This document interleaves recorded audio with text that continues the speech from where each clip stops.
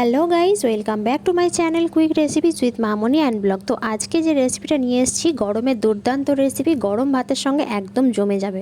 তো চলো রেসিপিটা শুরু করার আগে, যেহেতু আমের রেসিপি তাই আম পাড়তে যাচ্ছি এখন। তো দেখো চারিদিকে কত সুন্দর লাগছে মানে দৃশ্যটা সকালবেলা। আর ওই যে দূরে দেখতে পাচ্ছ আম গাছ। তো চলো এখন ওখানেই যাচ্ছি। আর এখানে দেখো সজনে ফুল, এটা হচ্ছে নাজনে যেটাকে বলে, মানে সারা বছর যেটা ফুল হয়, মানে ফল হয়, ফুল ফল। তো সেই গাছই এটা, ভীষণ সুন্দর লাগছিল, তাই একটু ভিডিও ক্লিপ তুলে নিলাম। আর ওখান থেকে দেখো দুটো আম পেড়ে এনেছি।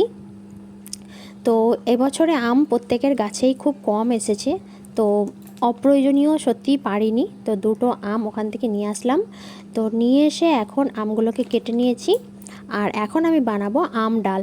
তো তার জন্য মুসুরির ডাল নিয়ে নিয়েছি। তো মুসুর ডাল আমি এখানে পরিমাণ মতো নিয়েছি, তোমাদের যদি পরিবারের সদস্য বেশি থাকে তো বেশি নেবে, কম থাকলে কম নেবে। তো এখন প্রেসার কুকারে আমি কিছুটা পরিমাণ জল দিয়ে দিয়েছি। আর মুসুর ডালটাকে খুব ভালো করে ধুয়ে নিয়ে এখন প্রেসার কুকারে আমি এটাকে সিদ্ধ করে নেব। তো একদম চটজলদি একটা রেসিপি। তো চলো মুসুর ডালটা এখন প্রেসার কুকারের মধ্যে দিয়ে দিলাম। আর আমটাকেও আমি খুব ভালো করে ধুয়ে নিয়েছি, খুব ভালো করে কেটে, তো সেটাকেও এখন প্রেসার কুকারের মধ্যে দিয়ে দিলাম।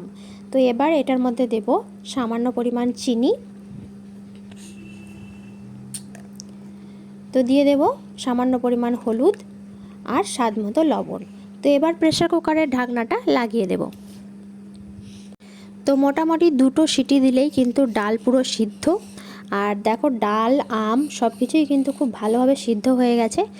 তো এবার এটাকে একটা পাত্রের মধ্যে ঢেলে রাখবো।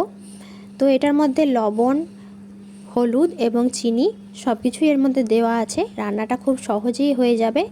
তো দেখতেই পাচ্ছ এখানে পুরোপুরি কিন্তু একবারে গলেও যায়নি আর সিদ্ধ হয়নি এরকমটাও নয়। তো মোটামুটি মুসুর ডাল আমাদের যেমন খেতে ভালো লাগে সেরকম টাইপেরই আমি সিদ্ধ করেছি। তো এবার মুসুর ডালটা রেডি করব, তার জন্য কড়াইয়ের মধ্যে দিয়ে দিলাম 2 চামচ সর্ষের তেল, একটা শুকনো লঙ্কাকে মাঝখান থেকে কেটে নিয়েছি, আর দিয়ে দিলাম অল্প পরিমাণ জিরে। তো এদিকে তেলটা হয়ে আসলেই আমি ডালটা এবার ওর মধ্যে ঢেলে দেব। তো দেখো ঢেলে দিয়েছি। এবার নুন মিষ্টি সব কিছুকে একটু ভালো করে চেক করে নেব। তারপর গ্যাসের ফ্লেমটা একদম হাইতে করে দিয়ে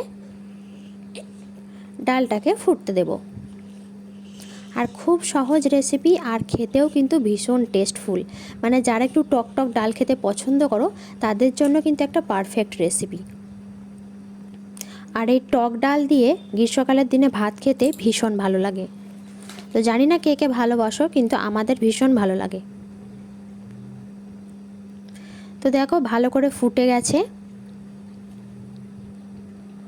তো এই সময় কিন্তু গ্যাসের ফ্লেমটা অবশ্যই হাইতে রাখবে, তারপর গ্যাসের ফ্লেমটা অফ করে দিলেই তৈরি হয়ে যাবে আম মুসুর ডাল বা টক ডাল। তো তৈরি হয়ে গেছে আমার টক ডাল। তো রেসিপিটা কেমন লাগলো অবশ্যই কিন্তু কমেন্টে জানিও, একদম একটা সহজ রেসিপি। তো যদি ভালো লেগে থাকে অবশ্যই লাইক করো, কমেন্ট করো, চ্যানেলটা সাবস্ক্রাইব করে নেওয়ার অনুরোধ রইল যদি আমার চ্যানেলে নতুন বন্ধু হয়ে থাকো। তো ভিডিওটা আজকের মতো এই পর্যন্তই। তো আবারও ফিরে আসবো নতুন কোনো রেসিপি বা ব্লগের সাথে। ততক্ষণ তোমরা ভালো থেকো, সুস্থ থেকো আর আমার চ্যানেলের সঙ্গে থেকো। তো টাটা।